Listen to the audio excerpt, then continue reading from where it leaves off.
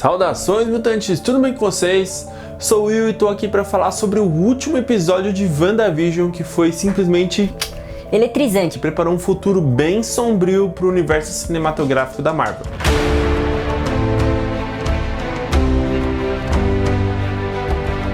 O episódio começa com uma batalha entre a Agatha e a Wanda. Assim como a gente já disse no último episódio, o embate entre essas duas é, a princípio, meio injusto, porque a Agatha tem um domínio completo da magia e esse é o verdadeiro motivo desse episódio existir, esse confronto entre a novata e a experiente. Tudo que a Marvel quer com essa série, com esse episódio, é desenvolver com profundidade os poderes da Wanda. Mais pro lado mágico e menos pro lado mutante, como a gente queria. E olha, ela conseguiu fazer bem isso nesse episódio, viu? Nessa batalha que dura praticamente o episódio todo, a gente tem várias interrupções. Então a gente vai comentar a história meio que fora de ordem, tá? Mas que de um jeito que você entenda bem o que aconteceu com cada personagem. Vamos começar com Pietro? Bom, antes da gente falar do Mercúrio do Foxverse, só que não, eu já quero pedir para você deixar aqui o seu like e se inscrever no canal, tá bom? Isso ajuda muito a gente a trazer mais conteúdo bacana para você. Bom, o Mercúrio lá fez só um fanservice mesmo, tá? Lembra do Ralph? Acabou que era tudo a mesma coisa, mas eu já explico. A Agatha, na época que ela ainda era a Agnes, usou a casa de um cara chamado Ralph como abrigo oficial dela ali em Westview.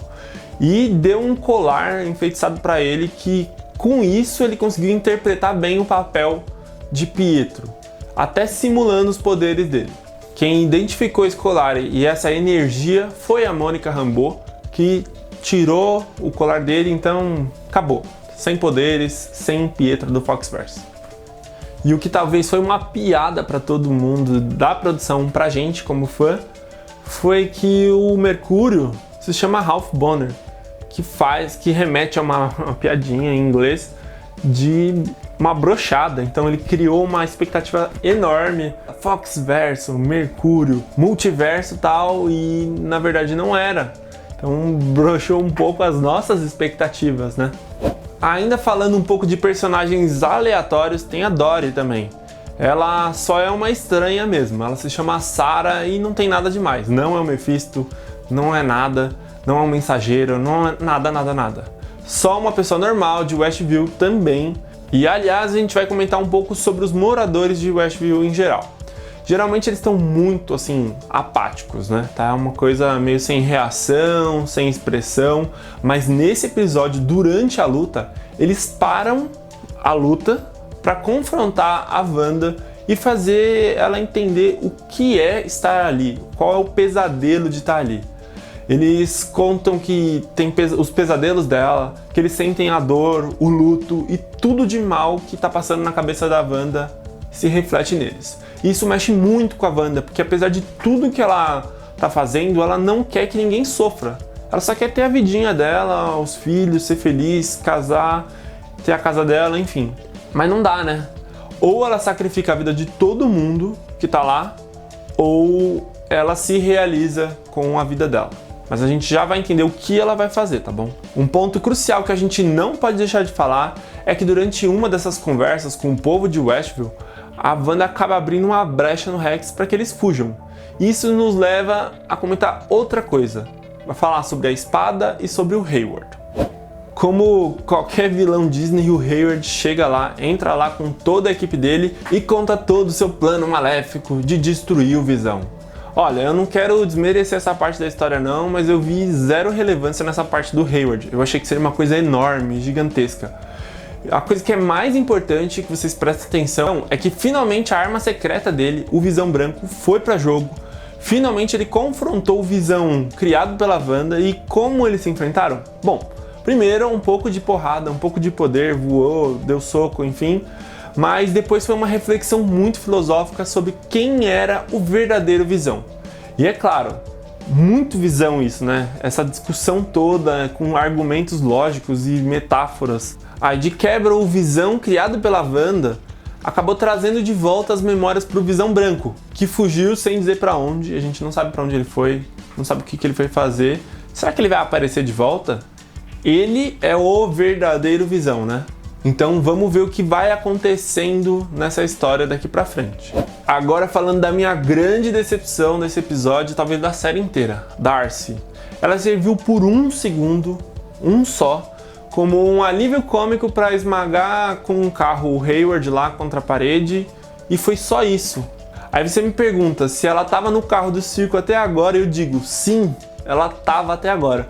Eu confesso que nesse ponto eu esperava mais da série, viu? E mais dela também, né? Algum papel um pouco mais relevante. Ela foi tão importante até aqui, por que fizeram isso no final da série com ela? Eu achei que por tudo que ela fez, ela foi muito injustiçada. Se você concorda comigo, deixa seu comentário aqui, que eu quero saber o que você pensou sobre isso, tá bom? E aí, falando das crianças, a minha parte favorita desse episódio, sem dúvidas. Eles mostraram muita maturidade e poderes. Tá claro que eles vão ser, de alguma forma, reaproveitados no MCU. Talvez não nessa idade, que não dá pra fazer muita coisa em termos de filmes e séries com eles criança, né? Mas os personagens voltam já já.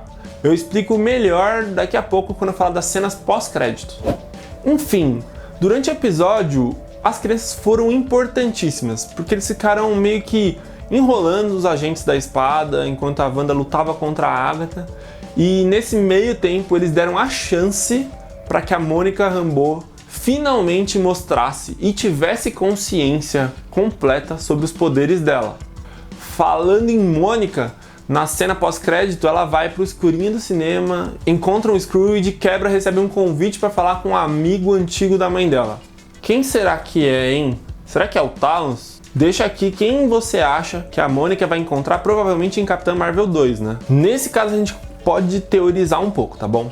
A gente já sabe que em Homem-Aranha Longe de Casa, o Nick Fury aparece numa estação espacial com os Skrulls. Isso é uma informação relevante. A outra é, a gente já sabe que tem invasão secreta vindo por aí, com o Nick Fury protagonista, então talvez ela possa já estar inserida nessa série, de certa forma, lá no futuro.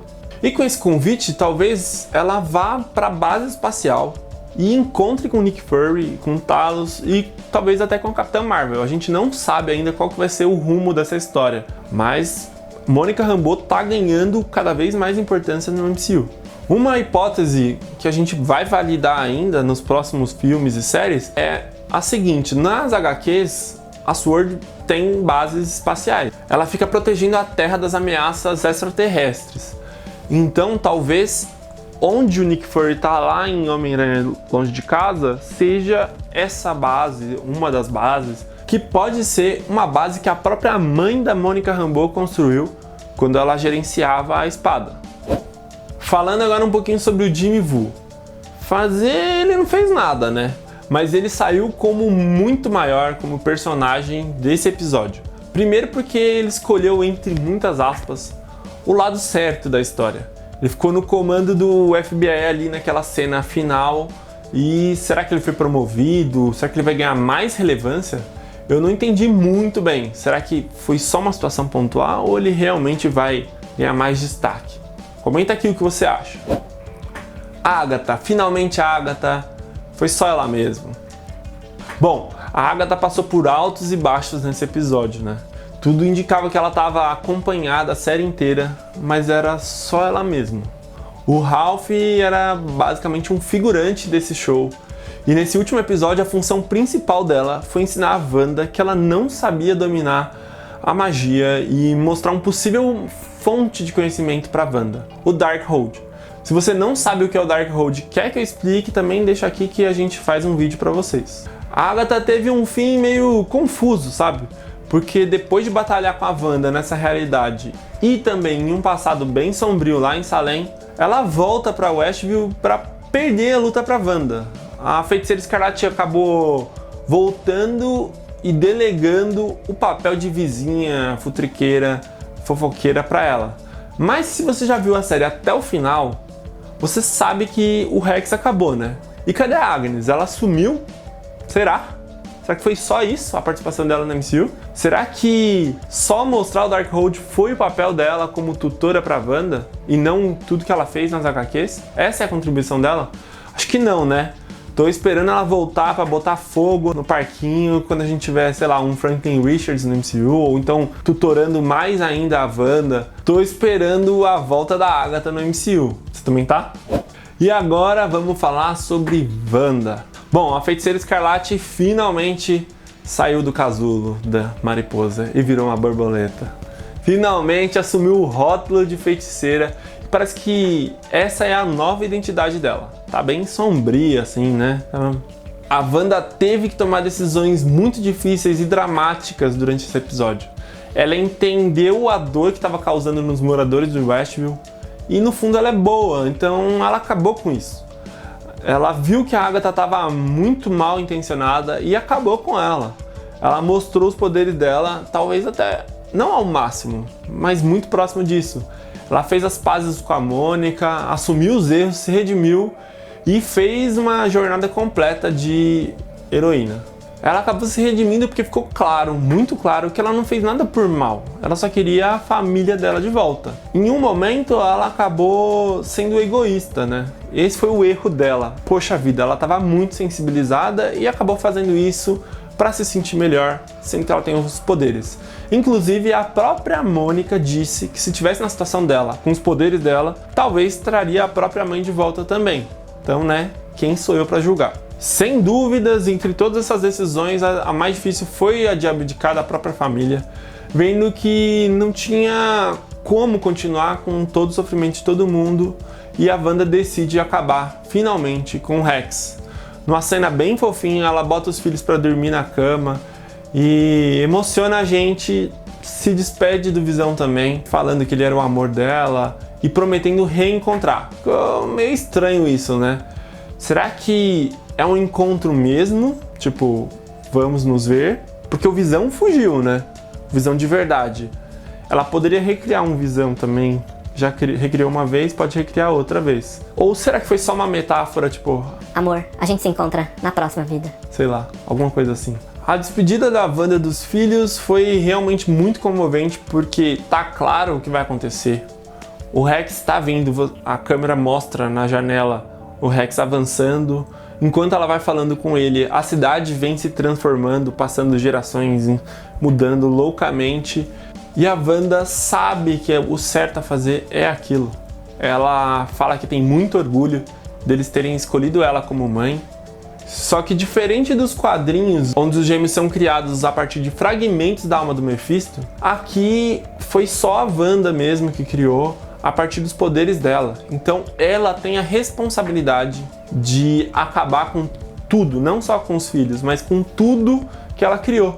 Então ela decide que o certo a fazer é realmente acabar com o Visão, com a cidade e até mesmo com os filhos que ela ama. Agora falando especificamente dos poderes dela e sobre o desenvolvimento dos poderes da Wanda. Ficou claro que agora ela está muito mais poderosa, a gente já viu isso durante a série toda. E no último episódio a Agatha já tinha dado a dica, por exemplo, das runas para ela. Ela já aproveitou essa dica e usou contra a própria Agatha, né? Mas o maior prenúncio de que as coisas vão ficar feias daqui pra frente aconteceu na segunda cena pós-crédito. Aqui a gente vai ligar um pouquinho os pontos, tá? E teorizar também. A Wanda já tá confirmada em Doutor Estranho e o Multiverso da Loucura, certo? Na cena pós-crédito 2, a gente vê a Wanda estudando o Darkhold em paz lá nas montanhas, enquanto o Billy e o Tommy estão implorando a ajuda dela. Teoria aqui, tá, pessoal? A Wanda pode querer buscar os gêmeos para livrar os dois de algum sufoco que eles possam estar passando em algum universo paralelo. E ela só consegue captar isso porque ela tá ali, né? Estudando, aprofundando os conhecimentos de magia e se infiltrando nesse universo mais sombrio ali do Darkhold. Outra hipótese é que o contato com o livro tá fazendo mal pra Wanda. Para pra pensar que a vilã, entre muitas aspas, da série é a Agatha, e a Agatha que apresentou isso pra ela. Então pode ser meio que uma armadilha, sabe? Não sei, não dá pra saber, mas o contato com esse livro pode estar bagunçando com a cabeça da Wanda do mesmo jeito que a morte do irmão, do marido, bagunçou. Então a gente não sabe ainda. E pode ser, sei lá, que no momento em que o Rex se fechou, os gêmeos tenham ido pro limbo, não sei, para algum lugar louco do multiverso e a gente não sabe, mas o que eu quero mesmo saber é qual a sua teoria, onde os gêmeos estão, a Wanda vai encontrar esses gêmeos, eles vão estar iguais, eles vão estar idades para ser Vingadores já, o que vai acontecer com o Icaninho e com o Celery. Mas existem rumores de que o Billy e o Tommy vão aparecer em Doutor Estranho 2. Então a gente não sabe se essas vozes vão se traduzir numa aparição deles no próximo filme ou se realmente se encerrou por aqui. E falando sobre o Mephisto que não existiu, né, gente? Toda a teoria da internet inteira estava baseada na conexão de WandaVision, Mephisto e Doutor Estranho, e aparentemente não tem relação, né? Será que o verdadeiro Mephisto é o Kevin Feige? Bom, esse episódio deixa muito espaço pra gente teorizar sobre o futuro da Wanda, da família dela no MCU, e também todas as conexões com todos os filmes e séries que estão pra vir aí pelo MCU. Eu acho que tem muito espaço pra gente teorizar. Infelizmente não foi dessa vez que o GNX foi despertado, que a Wanda virou mutante no MCU, mas a gente segue aqui cobrindo tudo sobre WandaVision, as repercussões e aparições da Wanda em séries e filmes posteriores. Então é isso. E já quero pedir para você deixar seu like aqui, se inscrever no canal, ativar o sininho para receber as notificações dos próximos vídeos de conteúdo mutante que foram feitos especialmente para vocês. Então valeu, até a próxima!